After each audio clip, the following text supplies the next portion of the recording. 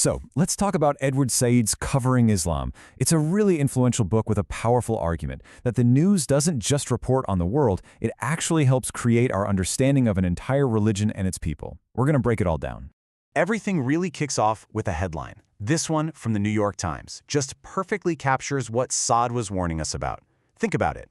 The Cold War was over, the Red Menace was gone, and just like that, a space opened up for a new global enemy. Now, for Said, this isn't just some catchy phrase. Nope, it's the tip of a very, very big and troubling iceberg. It shows a media mindset that's all too ready to just slot an incredibly complex civilization into a simple, pre-made role, the bad guy. And here's what's really fascinating. Said didn't see this as a new problem at all.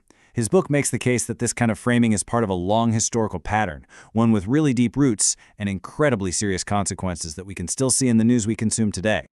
Okay, to really get what Said is doing here, you have to appreciate the super clever double meaning he hid right there in the title. That one word, covering, is doing a ton of heavy lifting.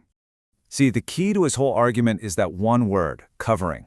On the one hand, yeah, it's about journalism, right? Covering the news. But the real kicker for Said is the other meaning, covering up.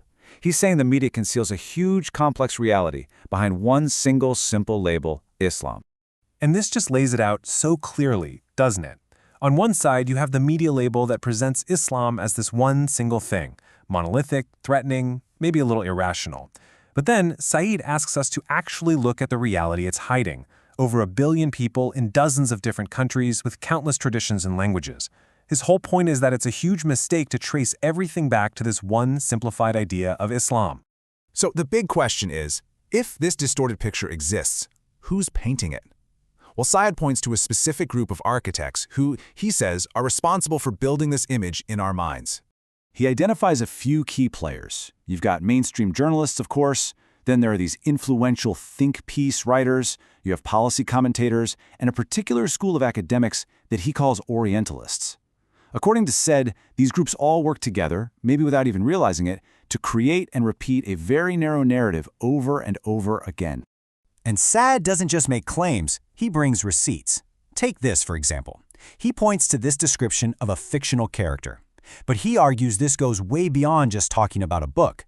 This is presenting a racist caricature as if it's a true representation of an entire culture.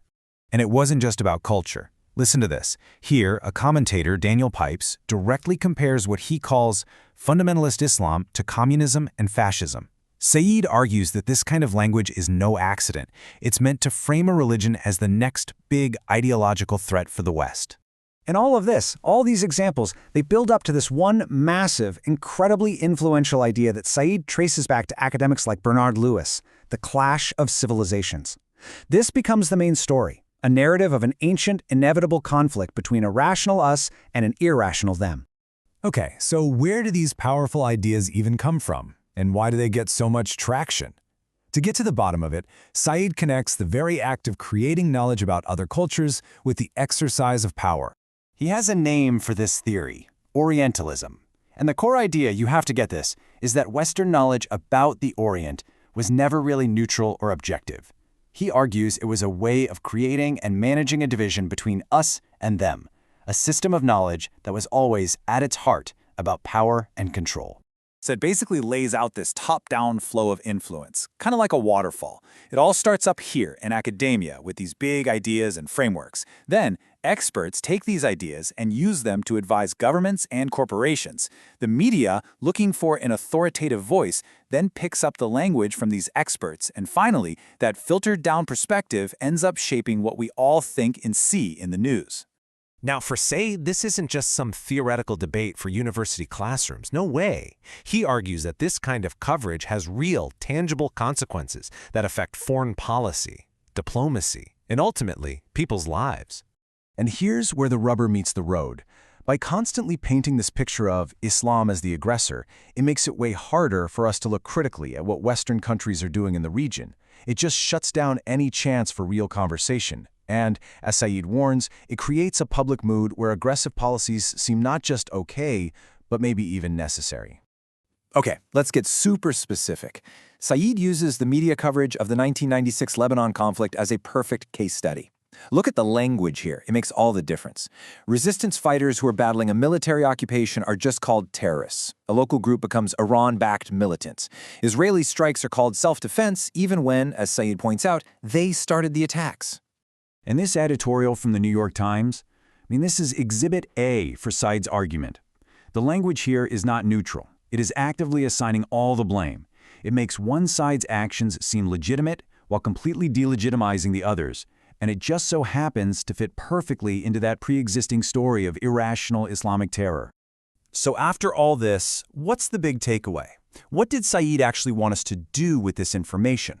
His goal wasn't simply to criticize the media. It was to give us, the people reading the news, a new set of tools to see the world more clearly.